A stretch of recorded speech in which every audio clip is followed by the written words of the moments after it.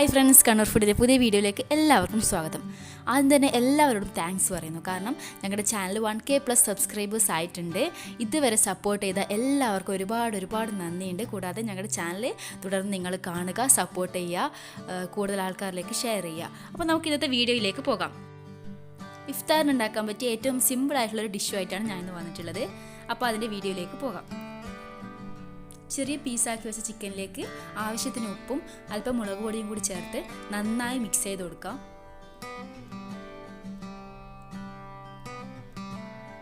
അപ്പോൾ നന്നായി മിക്സ് ചെയ്തെടുത്തിട്ടുണ്ട്.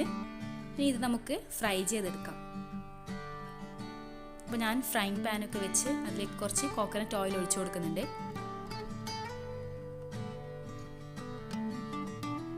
ഓയിലൊന്ന് ചൂടായി വരുമ്പോൾ നമ്മുടെ ചിക്കൻ ഇതിലേക്ക് ഇട്ട് കൊടുക്കാം.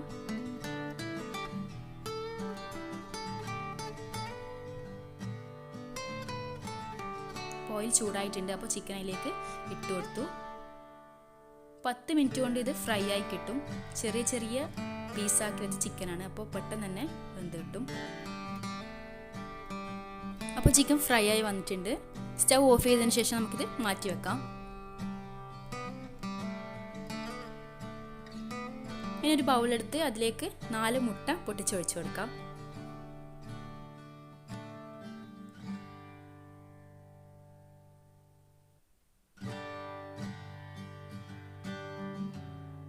ആവശ്യത്തിന് ഉപ്പും കൂടി ചേർത്ത് സ്പൂൺ വെച്ച് നന്നായി ബീറ്റ് ചെയ്ത് കൊടുക്കാം.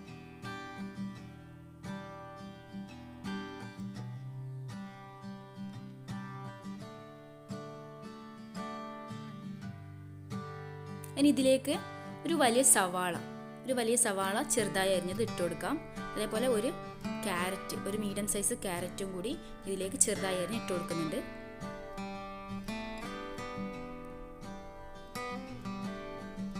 ഒരു 3 പച്ചമുളകും കൂടി ചേർത്ത് കൊടുക്കുന്നുണ്ട്.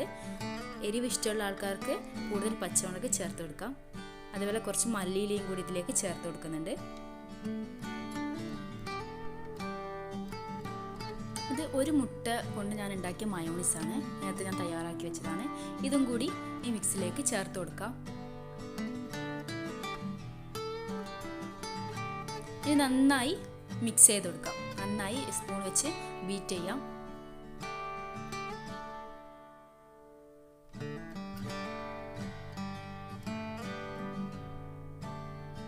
ഇതിലേക്ക് നമ്മൾ നേരത്തെ തയ്യാറാക്കി വെച്ച ഫ്രൈ ചെയ്ത് വെച്ച ചിക്കനും കൂടി ഇട്ട് കൊടുക്കാം.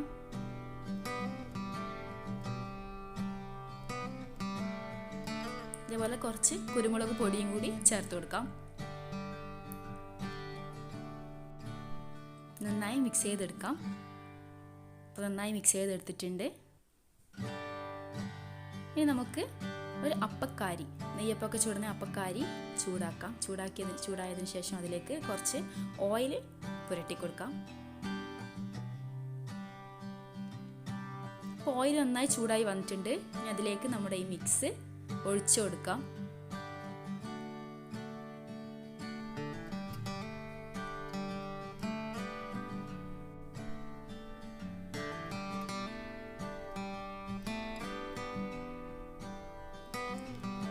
മുട്ട ആയതുകൊണ്ട് തന്നെ പെട്ടെന്ന് വെന്ത് കിട്ടും. അപ്പോൾ ഒരു 4 മിനിറ്റൊക്കെ മതി നമുക്കിത് ഉണ്ടാക്കിയെടുക്കാൻ. 2 മിനിറ്റിന് ശേഷം ഞാനിത് മറിച്ചിട്ട് കൊടുക്കുന്നുണ്ട്. ഓവറായിട്ട് വെന്തുപോകാൻ പാടില്ല, അപ്പോൾ അത് ഡ്രൈ ആയി പോകും. പൊട്ടിക്കുമ്പോൾ തന്നെ സോഫ്റ്റായിട്ട് ഉണ്ടാവണം. മയോണൈസിൻ്റെ ആ ഒരു ടേസ്റ്റ് ഇതിന് പോകാൻ പാടില്ല. അപ്പോൾ ഇത് റെഡി ആയിട്ടുണ്ട്. ഇത് എടുത്ത് മാറ്റി വെക്കുന്നുണ്ട്.